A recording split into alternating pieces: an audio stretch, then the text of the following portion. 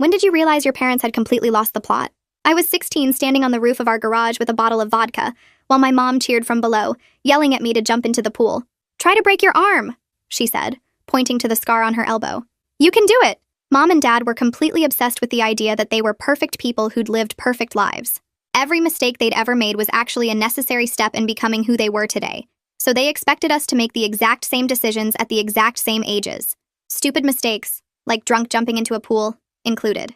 When my older brother Adam was born, Dad sat down and wrote out his entire life story year by year like a manual for him to follow. When Adam turned 7, Dad made him start playing baseball even though Adam hated sports, because that's what Dad did. When Adam was 9, Dad made him get in a fight with a kid at school just like he had. He was delighted when Adam got his nose broken because Dad had broken his too, and that's where he developed his fighting spirit and can-do attitude. Mom did the same thing to me and my sister Cece. She had this massive timeline of her life on the wall of her office with photos and journal entries and newspaper clippings. When I turned 13, she sat me down and said, "This is your instruction manual for becoming a woman." I asked what happened if I didn't want to do something she did, and she said, "Then you'll become a worse version of what you could be." And I refused to raise inferior daughters. The tracking started immediately. Mom made me cut my hair into this horrible bob because that's when she got one. I had to quit the soccer team I loved because Mom never played sports. At 14, she made me start smoking cigarettes because she'd started at 14. And even though she quit at 23, she said those 9 years taught her about addiction and self-control. I had to fail algebra on purpose because Mom failed algebra. When I said that was going to ruin my GPA, she said, "I failed algebra and I turned out fine. So clearly failing algebra is part of becoming fine." Adam had it even worse. When he turned 14, Dad dragged him to a tattoo shop and made him get a skull on his shoulder because Dad got one at 14 and now regretted it. Dad said, "You need to experience the regret of a bad tattoo to understand permanent consequences." When Adam was 15, Dad made him total his car on purpose by driving it into a ditch because Dad had done the same thing and said it taught him to respect vehicles. Adam walked away with a concussion, and Dad just celebrated like it was some huge accomplishment. Cece had to pierce her own ears with a sewing needle at 12 because that's what Mom did, and they got so infected she ended up in the emergency room. The worst was the roof incident. On Mom's 16th birthday, she got drunk at a party and jumped off a garage roof into a pool and broke her collarbone. She talked about it constantly like it was this pivotal character-building moment.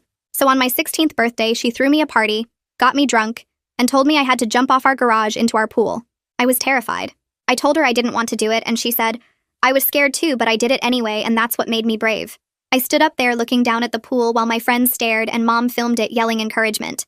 I kept thinking about her broken collarbone and how I could die if I landed wrong. But everyone was watching and Mom was getting impatient. So I jumped.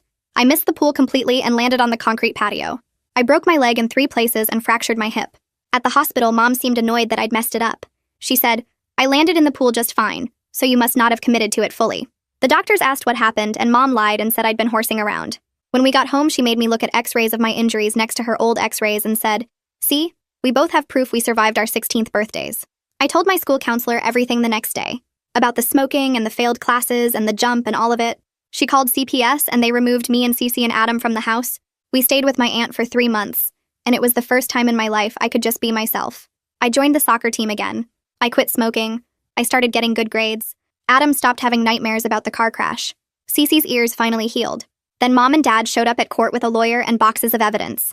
They had their timelines and journals and photos proving that everything they made us do, they'd done first. Their lawyer argued that parents have the right to raise their children according to their own values and life experiences. They brought in a psychologist who testified that modeling behavior for children is normal parenting. Mom said she was just trying to give us the gift of her wisdom.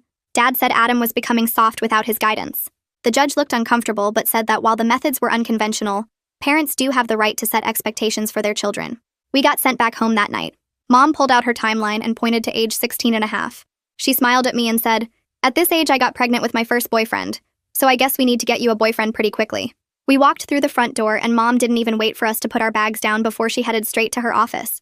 I heard her footsteps on the hardwood floor and then she called my name. When I got there, she was standing in front of the timeline wall with her arms crossed. She tapped a specific entry with her finger, the one marked 16. 5 years, pregnant with first boyfriend, in her neat handwriting. She looked at me with this bright smile like she was announcing something exciting. She told me we needed to find a suitable senior boy within 2 weeks so I could stay on schedule. I just stood there feeling my stomach drop. She kept talking about how important this milestone was and how it shaped everything that came after in her life. I nodded and said okay, because what else could I do with Dad standing right behind me in the doorway? I went to my room and closed the door and lay down on my bed staring at the ceiling. The judge's words kept playing in my head about how parents have rights to raise their kids according to their own values. But this wasn't about values. Forcing me to get pregnant at 16 wasn't parenting. It was something else entirely. I made myself a promise right there that I wouldn't let them control my body no matter what they did. I didn't know how I'd stop them yet, but I knew I had to figure something out. The ceiling had these old water stains that looked like continents, and I traced them with my eyes while my mind raced through possibilities. After midnight, I heard a soft knock on my door.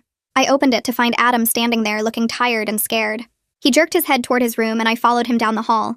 When we got inside, Cece was already sitting on his floor with her knees pulled up to her chest. We kept our voices to whispers. Adam said we needed to talk about what just happened at court and what Mom announced.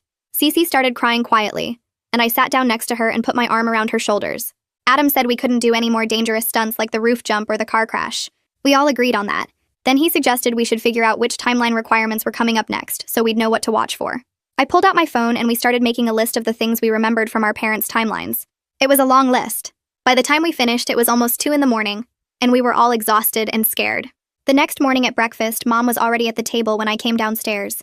She had her coffee and a pack of cigarettes sitting next to her plate. As soon as I sat down, she slid a cigarette across the table toward me. I looked at it and shook my head. I told her I was trying to quit. Her face changed and she got this tight look around her mouth. She said I needed to relearn discipline.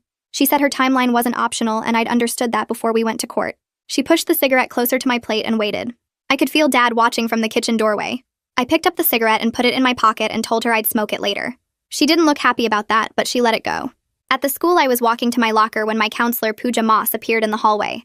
She touched my arm gently and asked how things went at court. I could tell from her face that she already knew it didn't go well. We stood there by the lockers while kids rushed past us to class. I started explaining about coming home and Mom immediately announcing the pregnancy timeline. I watched Pooja's face go pale. Her hand tightened on the folder she was carrying. She asked me to come to her office during lunch to give her specific details she could write down. She said she needed dates and exact words if I could remember them. I said I'd be there. She squeezed my shoulder and walked away quickly toward the counseling office. That evening, I was in my room doing homework when I heard the house phone ring downstairs. I heard Dad answer it. There was a long pause, and then his voice got loud. I crept to the top of the stairs to listen. I could only hear Dad's side, but I knew it was Aunt Claire. He said something about stopping interference with the family. Then he said it again louder. Then he just hung up mid-sentence while she was still talking. I heard him walk across the living room and there was a yanking sound and then the phone got unplugged from the wall. I heard a drawer open and close. I went back to my room before he could catch me listening. The next day after school, I took the bus to a different neighborhood and found a health store. I walked around looking at vitamins and protein powder until I was sure nobody was watching. Then I found the section with herbal cigarettes that look real but don't have tobacco. I bought 3 packs with money I'd saved from my birthday. The cashier didn't ask any questions. When I got home, I put the herbal ones in my backpack and hid the real packs Mom kept giving me in the back of my closet behind some old shoes. That way Cece wouldn't find them and try to smoke them. When Mom watched me smoke, I could use the fake ones and she wouldn't know the difference. 2 days later, Mom called me into her office after dinner. She told me to stand in front of the timeline wall. She pointed at different photos and journal entries about her first boyfriend. She said his name was Derek and he was 18 when they started dating. She was 16. They dated for 4 months. She explained every detail like she was giving me instructions for a project. She said I had until Thanksgiving to find someone similar. Then she said I needed to start the process that would lead to pregnancy by March. She kept using the word process like it was something clinical and planned. I stood there nodding and trying not to throw up. She showed me pictures of Derek and described his personality and what kind of car he drove. When she finally let me leave, I went straight to the bathroom and locked the door. Late that night, when everyone was asleep, I took my phone and went to Mom's office. I turned on just the desk lamp so it wouldn't be too bright. I photographed every section of the timeline wall. I made sure to get clear shots of the pregnancy entry and all her handwritten notes about necessary life experiences. I took photos of the journal pages on her desk that mentioned Derek. I took photos of everything I could find that documented what she was planning. Then I went back to my room and dug through my desk drawer until I found my hospital discharge papers from the roof jump. I made copies on the printer in the hallway and hid them inside my math textbook between the pages about quadratic equations. The next morning, I woke up to Dad yelling outside. I went to the window and saw him making Adam come out to the yard. Dad called it toughness drills, but it was really just shoving Adam around and making him try to stay on his feet. I watched Adam's hands shaking even as he tried to stand firm and take the hits. His face was pale and he kept flinching before Dad even touched him. I pressed my forehead against the cold glass and felt sick knowing Dad actually thought this was helping Adam become a man. After about 20 minutes, Dad finally let Adam go back inside. Adam walked past my room without looking at anyone, and I heard his door close quietly. That evening at dinner, Mom set down her fork and looked straight at me. She said she'd been doing research and identified 3 senior boys who might work as boyfriend candidates. The first one was named Tyler, and he had 3rd period free when I had study hall. The second was Marcus, who stayed late for basketball practice on Tuesdays and Thursdays. The third was someone named Ethan, who worked at the coffee shop on weekends. She pulled out a folded paper with their class schedules written in her neat handwriting. She pointed at Tyler's name and suggested I could engineer a meeting by going to the library during study hall when he'd be there. My stomach twisted into a hard knot as I realized she wasn't just planning this. She was actively trying to make my pregnancy happen on her exact timeline. I nodded and said, okay, even though every part of me wanted to scream. Dad asked if I understood the importance of following the path, and I said yes. Mom smiled and told me she'd help me pick out clothes that would get Tyler's attention. After dinner, I went straight to my room and lay on my bed staring at the ceiling. I kept thinking about March and how that was only 5 months away. The next morning at the school, I went to study hall like always. I pulled out a notebook and stared at the blank page for a long time. Then I started writing down everything I actually wanted for myself. I wrote soccer at the top because that was the thing I missed most. Then I wrote math and science because I used to be good at those before Mom made me fail algebra. I wrote maybe college even though I didn't know what I'd study. I wrote definitely not a baby at 16 in all capital letters. I wrote I want to choose my own life at the bottom. I looked at the list and felt something break open in my chest. I tore the page out carefully and folded it into a small square. Then I walked to the back of the library where nobody ever went. I found a thick book about ancient Rome on the bottom shelf and slid my folded paper inside between 2 random pages. It felt like leaving proof that the real me existed somewhere even if nobody could see her at home. After school, I was walking to the bus when someone called my name. I turned around and saw Pooja standing by the counseling office door. She waved me over and I followed her inside. She closed the door and sat down at her desk. She told me she'd been thinking about my situation a lot. She said she wanted to set up a system where I could come talk to her anytime without my parents knowing. She pulled out a stack of hall passes and explained she'd created fake tutoring sessions and study groups as excuses. If I needed to see her, I could just use one of the passes and come to her office. She promised everything I told her would stay private unless there was immediate danger. I asked what counted as immediate danger, and she said anything involving harm to me or my siblings. I thanked her and took 3 of the hall passes to keep in my backpack. On Saturday morning, Mom came into my room early. She told me to get up because we were going to the coffee shop near school. I asked why, and she said she'd arranged for me to accidentally run into Ethan. She laid out an outfit on my bed, a blue sweater and jeans that she said looked approachable. She told me to be open-minded and remember this was about following the path that made her who she is today. I got dressed slowly and followed her to the car. At the coffee shop, she made me go in alone while she waited outside. I ordered a drink and sat at a table trying to look normal. A guy in an apron came over to wipe down the table next to mine. Mom had shown me his picture, so I knew it was Ethan. He smiled and said hi. I said hi back. He asked if I went to the high school and I said yes. Then his manager called him back to the counter and he left.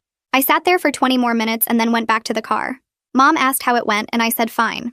She seemed satisfied. Monday morning, I went straight to Pooja's office before first period. I used one of the hall passes even though I didn't need to yet. She let me in and I sat down in the chair across from her desk. I told her everything about the pregnancy timeline. I explained the specific deadline of March and how Mom was actively trying to match me with senior boys. I showed her the paper with their schedules that Mom had made. Pooja's face got very serious. She pulled out a yellow legal pad and started writing everything down with dates and times. She asked me to repeat certain parts, so she could get the details right. Then she set down her pen and looked at me.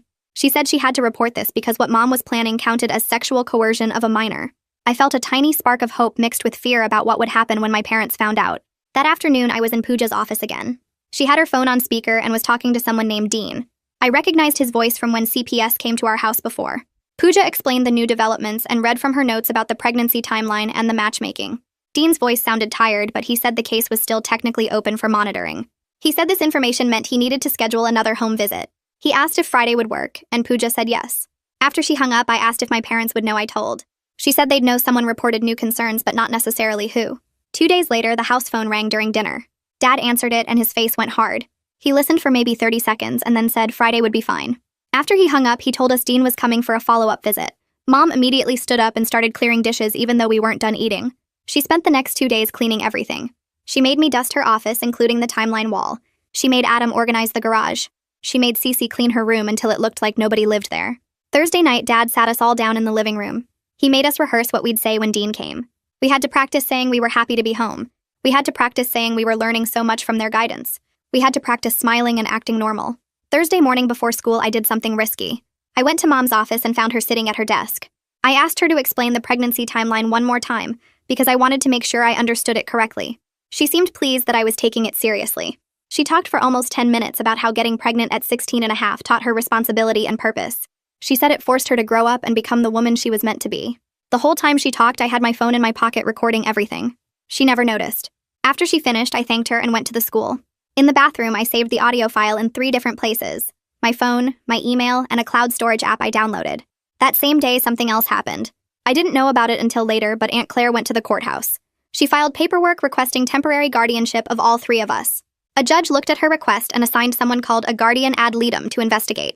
The person's name was Rowan Benedict. Her job was to represent our interests and figure out what was actually best for us. Dean called Pooja that afternoon to tell her about it. He said it was a positive development because it meant our voices would be heard separately from our parents. Friday during lunch, my phone rang with a number I didn't recognize. I almost didn't answer, but something made me pick up.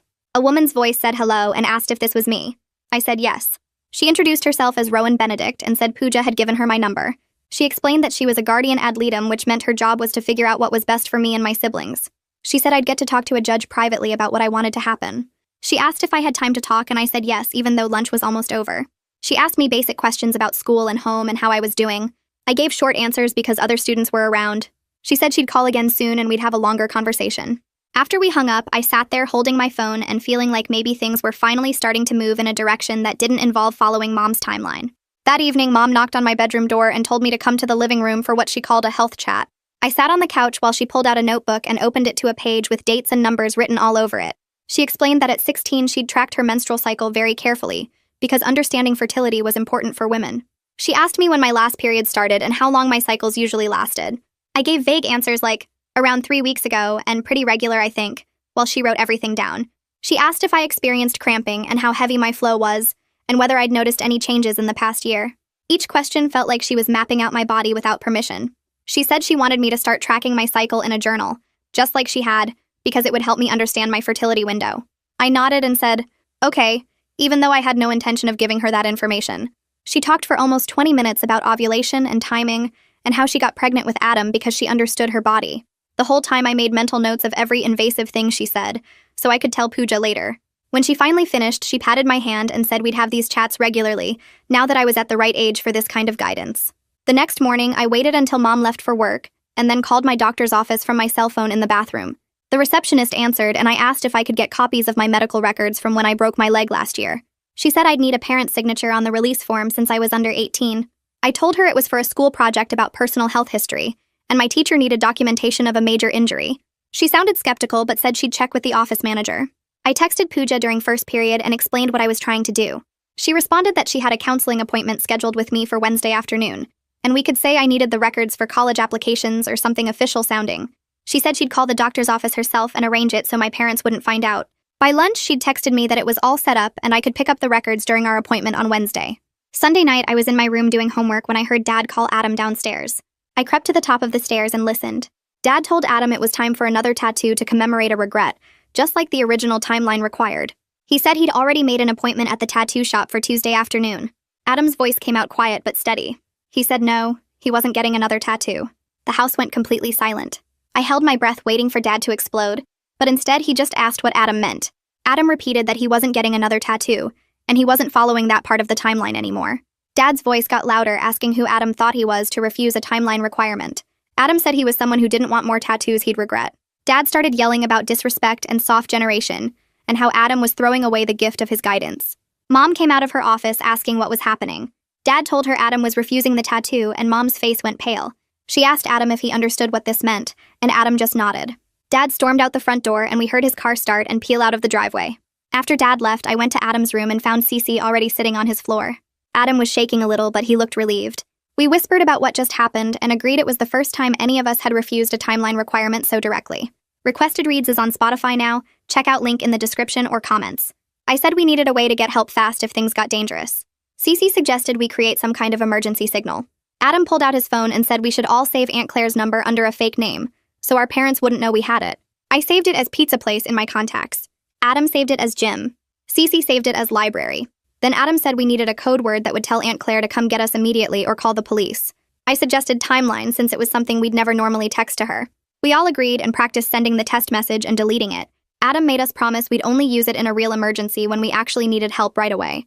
We sat there for a while not saying much, just knowing we'd crossed some kind of line tonight. The rest of the week passed in tense silence. Dad barely spoke to Adam. Mom kept giving me meaningful looks like she was disappointed I hadn't defended the timeline system. Friday afternoon, Dean showed up for the scheduled home visit. My parents transformed instantly into charming hosts. Mom made tea and brought out cookies.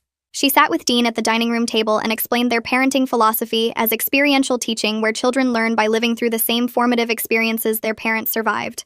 She made it sound reasonable and thoughtful. Dad talked about how important it is to pass down wisdom through shared experiences rather than just lectures. Dean nodded and took notes without showing what he was thinking.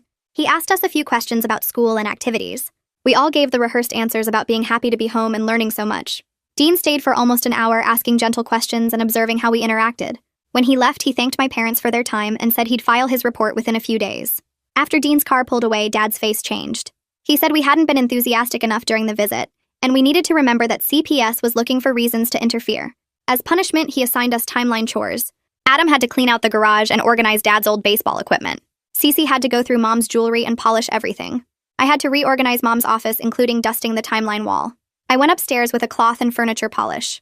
The timeline wall took up the entire back wall of the office with photos and journal entries and newspaper clippings arranged by year. While I dusted each section, I took photos with my phone, making sure to capture the pregnancy entry and the entries about the roof jump and the cigarettes. Mom's journal from when she was 16 sat on the desk. I flipped through it and found pages where she'd written about getting pregnant and how scared she was, but also how it gave her purpose. I took photos of those pages too. I wrote down quotes in my phone's notes app like, "Getting pregnant at 16. 5 was the making of me." And Derek didn't stay, but the experience taught me everything about sacrifice. I made sure to put everything back exactly how I found it, so she wouldn't know I'd been documenting. Monday morning, I went straight to Pooja's office before first period. She closed the door and pulled out an official form with the school letterhead. She said she was completing a mandated reporter statement focusing specifically on the sexual coercion risk of the pregnancy timeline. She asked me to confirm the details about Mom's deadline and her active matchmaking. I told her everything, including the coffee date Mom tried to arrange and the health chat about fertility. Pooja wrote it all down with exact dates and times. When she finished, she made 2 copies. She gave one to me and told me to keep it somewhere safe where my parents wouldn't find it. She said she was storing the original in a locked cabinet in the counseling office. She explained that this statement would go to CPS and to Rowan, and it would be part of the official record about what was happening in our house. That same week, Aunt Claire was working on something too, though I didn't know all the details until later. She spent days going through papers and files from when we stayed with her. She found Adam's report card from those 3 months showing his grades had improved in every subject. She found the roster from my soccer team proving I'd rejoined. She gathered medical records from Cece's follow-up appointments showing her ear infections had completely cleared up after we left our parents' house. She wrote a statement describing our daily routines at her place, and how we'd thrived with normal rules and freedom to make our own choices. She submitted everything to Rowan as evidence that we did better outside our parents' control. The following Tuesday, Rowan called and asked if she could interview me privately at the school. Pooja arranged for us to use an empty classroom during my free period. Rowan sat across from me at a student desk and said she wanted to hear everything in my own words. I pulled out my phone and played the audio recording of Mom explaining the pregnancy timeline. Rowan listened without interrupting. Then I showed her the photos of the timeline wall with the pregnancy entry clearly visible. I showed her the pictures of Mom's journal entries. I pulled out the hospital discharge papers from the roof jump that showed I'd broken my leg in 3 places and fractured my hip. Rowan looked at everything carefully and asked questions about dates and who was present and exactly what was said. She never looked shocked or horrified, just focused and professional. She took notes and made copies of everything I showed her. When we finished, she thanked me for being so thorough with documentation and said this would all be very important for the judge to see. Wednesday evening, Mom called me into the living room where she was sitting with her planner. She said she'd arranged for me to have coffee with the senior boy on Saturday afternoon at 2 o'clock. She'd already texted his mom to set it up. I felt my stomach drop, but I kept my voice calm. I told her I had too much homework this weekend and my leg still hurt from the old injury when I walked too much. She got annoyed and said I was making excuses. I said I really couldn't do it this weekend and could we postpone? She stared at me for a long moment. Finally, she sighed and said fine, we'd reschedule for next weekend, but I needed to take this seriously because the timeline wasn't going to follow itself. Thursday after school, Pooja drove me to a health clinic 2 towns over where nobody would know my family. The building was small and plain with a parking lot half empty. We walked in together and Pooja waited in the lobby while I filled out forms using a fake name for my emergency contact. The nurse who called me back had gray hair and kind eyes and she didn't ask why I was there alone. She just explained the different birth control options and asked which one I wanted. I picked the pills because they were easiest to hide. She gave me a small paper bag with 3 months' worth and a pamphlet about taking them at the same time every day. I thanked her and left, and Pooja drove me home without asking any questions. That night, I hid the pills inside an old tampon box in my bathroom where Mom would never look. Friday evening, Dad came into my room and started going through my backpack looking for his phone charger. I watched him pull out folders and notebooks, and then he stopped and held up the clinic pamphlet I'd forgotten to throw away. He stared at it and then at me with this look on his face. I told him it was for a health class project about reproductive education, and we had to visit different medical facilities to learn about services. He kept looking at the pamphlet, and I could tell he didn't totally believe me, but he couldn't prove anything. He finally put it back in my bag and left without saying anything else. As soon as he was gone, I grabbed all my documentation from my backpack and my closet and my desk. I took the hospital records and the photos of the timeline wall and the audio recordings, and I put everything in a folder. Monday morning before school, I went to my locker and hid the folder behind my textbooks where my parents would never find it. During first period, my phone buzzed, and I saw Rowan's number. I asked to use the bathroom and called her back from the hallway. She explained that she was filing a motion for me to testify in camera, which meant I'd talk to the judge privately in his office without my parents there. She was also requesting interim protective orders that would ban Mom and Dad from making me do dangerous timeline requirements while the case was going on. She said the hearing would probably be scheduled within 2 weeks, and I needed to keep documenting everything. That afternoon, Dad told Adam to drive to the store to pick up groceries. Adam's face went white and he started breathing really fast like he couldn't get enough air. His hands shook so bad he dropped the car keys on the floor. Dad yelled at him to pick them up, and Adam just stood there breathing faster and faster with his whole body shaking. I pulled out my phone and started timing it while writing down everything I saw.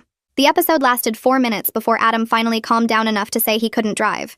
Dad got mad and left to go to the store himself. I saved my notes with the time and date, so there was a record of how the forced car crash still messed Adam up. Tuesday morning, Mom caught me outside without a cigarette. She marched me back inside and made me sit at the kitchen table while she stood over me. She pulled out one of her real cigarette packs and put one in front of me and told me to smoke it right now. I lit it and took a few drags while she watched, and then she finally left. As soon as she was gone, I went outside and switched to my herbal cigarettes for the rest of the day. I kept the real pack she'd given me in my room so Cece wouldn't find it and try to smoke it. Wednesday evening, I was doing homework when I saw Mom posting on social media. She'd uploaded photos of our family doing activities together with a long caption about proud traditions and teaching children through experience. I screenshot everything, including the timestamps and all the comments from her friends saying how wonderful our family was. I sent the screenshots to Pooja, who said she'd forward them to Rowan and Dean. Thursday afternoon, my phone rang, and it was Rowan calling to say she'd filed her motion that morning. The court had scheduled a hearing for the following week. She reminded me I'd get to talk to the judge privately and explain exactly what was happening. She told me to be honest and specific without making anything sound bigger than it was. That night at dinner, Dad announced we were having family time without phones. He made all 3 of us hand over our phones, and he locked them in his desk drawer.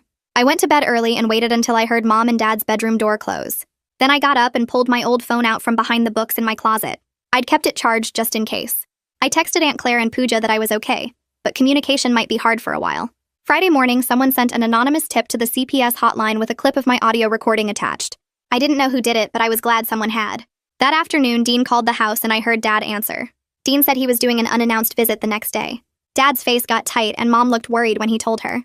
I could tell they were scared about what Dean might find. Saturday afternoon, the doorbell rang and there was Dean standing on our porch without any warning. Mom tried to be friendly and offered him coffee, but he said he needed to see the whole house. She started giving him a tour and tried to skip her office, but Dean said he needed to see every room. He walked into her office and stopped in front of the timeline wall. He stood there for a long time reading all the entries with their dates and descriptions. Mom talked fast, explaining how it was just family history and tradition and a way to preserve memories. Dean didn't say anything. He just kept reading and taking notes, and I watched his face get more serious as he moved down the wall. He wrote notes for 15 minutes straight without saying anything. Then he asked to take photos of the wall, and Mom couldn't really say no. He photographed every section, zoomed in on the pregnancy entry, and took shots of her handwritten notes about necessary life experiences.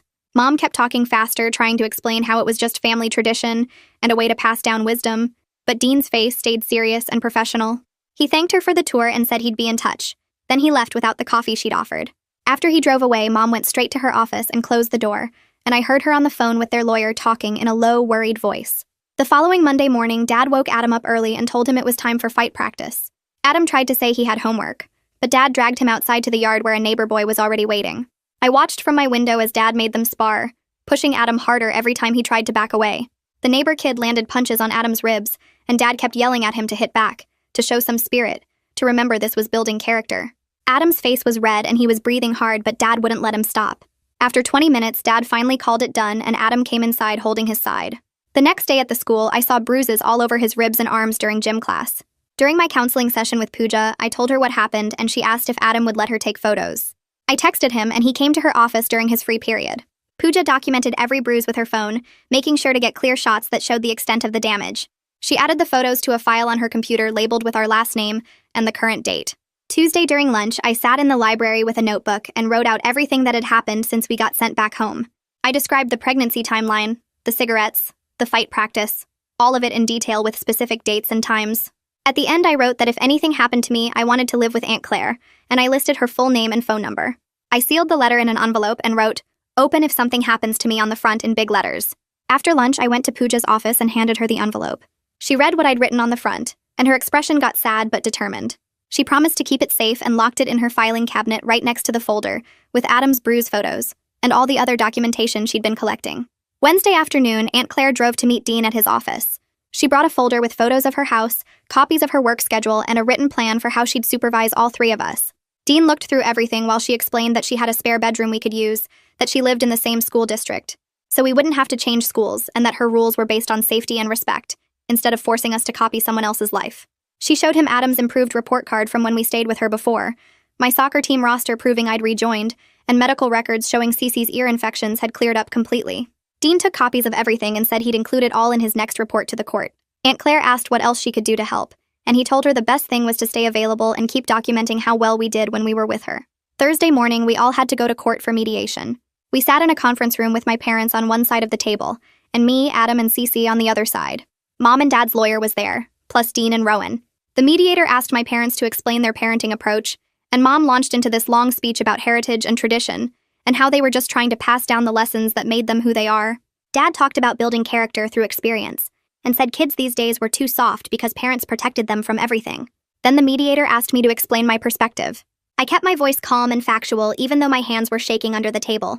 I said I was afraid of what timeline requirement would come next, that I didn't want to get pregnant at 16, that I was scared of getting hurt again like I did jumping off the roof. I didn't cry or yell, I just stated the facts as clearly as I could. Adam talked about the car crash and how he still had nightmares. Cece showed the scars on her ears from the infected piercings. My parents kept saying we were misunderstanding their intentions, that everything they required was something they'd survived themselves, so it couldn't be that dangerous. During a break, Rowan pulled me aside into an empty hallway. She told me something she'd learned during her investigation, that Mom's own mother had used similar controlling methods on her when she was growing up. Mom had been forced to follow her grandmother's life timeline, just like we were being forced to follow Mom's. For a second, I felt this flash of sympathy, understanding that Mom learned this from her own childhood, and probably thought it was normal. But then I remembered the roof jump and the broken bones and the pregnancy deadline, and I knew that explanation didn't make it okay to do the same thing to us. Rowan seemed to read my face because she nodded and said that trauma can be passed down through generations, but that doesn't mean we have to accept it, or repeat it. Friday morning was the in-camera testimony, which meant I got to talk to the judge privately without my parents in the room. I sat in his office with just him, Rowan, and a court reporter who typed everything I said. The judge asked me to explain what was happening at home, and I pulled out my phone. I played the audio recording of Mom explaining the pregnancy timeline with all the specific details about getting pregnant by March. I showed him the photos of the timeline wall with the entries about dangerous activities. I presented my hospital records from the roof jump with the documentation of 3 broken bones and a fractured hip. I explained in detail about the pregnancy plan, the deadline Mom had set, and how she was actively trying to find me a senior boyfriend to make it happen. The judge listened carefully and asked clarifying questions about dates and times, and exactly what my parents had said. He asked if I felt safe at home, and I told him honestly that I didn't know what they'd make me do next. He asked what I wanted to happen, and I said I wanted to live with Aunt Claire where I could just be myself without following someone else's life story. That same afternoon, the judge issued interim safety orders. The orders said my parents couldn't require us to do any dangerous activities, that I had guaranteed access to the school counseling without interference, and that Dean had to do weekly monitoring visits to make sure we were okay. The orders didn't remove us from the home yet, but they created rules my parents had to follow or they'd be in contempt of court. Rowan explained that these were temporary protections while the case continued, and that the judge was taking the situation seriously, even if he wasn't ready to change custody yet. When we got home that evening, my parents read through the court orders and their faces were tight and angry, but they didn't say much. Mom put the papers on her desk and Dad went outside to mow the lawn even though it was almost dark. The next week, Mom told me I couldn't go to soccer practice. She said it was punishment for my court testimony and that I needed to learn there were consequences for going against the family. I pulled out my phone and showed her the section of the court order that guaranteed my access to the school activities. She read it twice, then called their lawyer while I stood there waiting. After a 10-minute conversation, she hung up and told me I could go to practice. I grabbed my gear and went to the field, and the whole time I was running drills, I felt stronger than I had in months. The court order was actually working, actually protecting me, and for the first time I believed maybe things could actually change. 2 days later at dinner, Dad announced he was taking Adam out to practice the ditch driving experience that was on his timeline. Adam put down his fork and said no, he wasn't doing it. Dad's face turned red and he started yelling about disrespect and disobedience, and how the court had no right to interfere with his parenting. Adam stayed calm and said the court order protected him from dangerous activities. Dad got louder. shouting that driving into a ditch taught him about consequences and Adam needed the same lesson. He was yelling so loud that the windows were shaking and I could see neighbors looking over from their yards. One of them pulled out their phone and I realized they were calling someone, probably the police. 10 minutes later, 2 police officers knocked on our front door. Dad answered and tried to act normal, but his face was still red from yelling. The officers said they'd received a call about a domestic disturbance, and they needed to do a welfare check. They came inside and talked to my parents first. Then they asked to speak to me and Adam separately. One officer took me into the kitchen while the other talked to Adam in the living room. I told him about the court orders and showed him the copy I kept on my phone. I explained that Dad had been trying to make Adam do something dangerous, and Adam had refused based on the protective orders. The officer wrote everything down in a notebook and said he was glad we knew our rights. He asked if we felt safe, and I said we did as long as the court orders were being followed. Before they left, both officers made sure Adam and I had the non-emergency number saved in our phones. They said to call anytime we felt unsafe, or if our parents tried to violate the court orders. They wrote up an incident report noting the yelling and the prior CPS involvement, and they gave Dean's name to their supervisor so the report would get added to our case file. Monday morning, Rowan called me before school and said she was filing a motion for modification. She had the police report from Friday night and documents from Pooja showing Mom tried to ban me from soccer practice right after the judge issued the interim orders. Rowan said she was requesting an emergency hearing because my parents kept violating the court's instructions, and the behavior was getting worse instead of better. She asked if anything else had happened over the weekend, and I told her no. My parents had been quiet and tense, like they were planning something but hadn't acted yet. She said to keep documenting everything and call her immediately if either parent tried to force any timeline requirements on me or my siblings. That afternoon, Mom was waiting by my locker when school ended. She grabbed my arm and said we were going to coffee with the senior boy right now, that she'd already texted him and he was meeting us in 20 minutes. I pulled my arm away and told her clearly that I wasn't going anywhere with her. She got this look on her face like I'd slapped her and started saying I was ungrateful, and didn't understand that getting pregnant at 16 made her who she is today. I had my phone in my pocket already recording because I'd started doing that whenever I was alone with either parent. She kept talking about how the pregnancy taught her responsibility and purpose, and I was throwing away the chance to learn those same lessons. I let her finish, then I walked away and went straight to the bathroom. I sent the recording to Rowan before I even left the school building. Wednesday morning, Rowan called again and said the court scheduled an emergency hearing for Friday. She sounded satisfied, like things were moving the way she hoped they would. All the lawyers got notified and Dean submitted an updated report to the judge. Rowan told me Dean was recommending temporary placement with Aunt Claire because my parents kept trying to control us even with court orders in place. She said the hearing would probably take most of the morning, and I should be prepared for my parents to be upset when they heard the judge's decision. Friday, I stayed home from the school for the hearing. We all sat in the courtroom while the judge read through everything. He looked at the police report from the neighbor's call. He listened to the recording of Mom trying to force the coffee date. He reviewed Dean's report about the ongoing violations. Then he announced he was granting temporary guardianship to Aunt Claire starting immediately. My parents had to do supervised visits only, and they had to complete parenting classes and family therapy before any custody changes could even be considered. Mom started crying and Dad's face turned red, but neither of them said anything.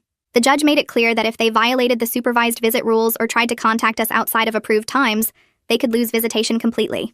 That afternoon, Aunt Claire picked us up with our essential stuff. We'd packed bags that morning before the hearing just in case. The drive to her house took 40 minutes and nobody talked much. When we got there, she showed us our rooms. Adam got the spare bedroom upstairs, and Cece and I shared the bigger guest room with 2 beds. Aunt Claire sat us down in the kitchen and explained her house rules. She had a curfew of 10 on the school nights and midnight on weekends.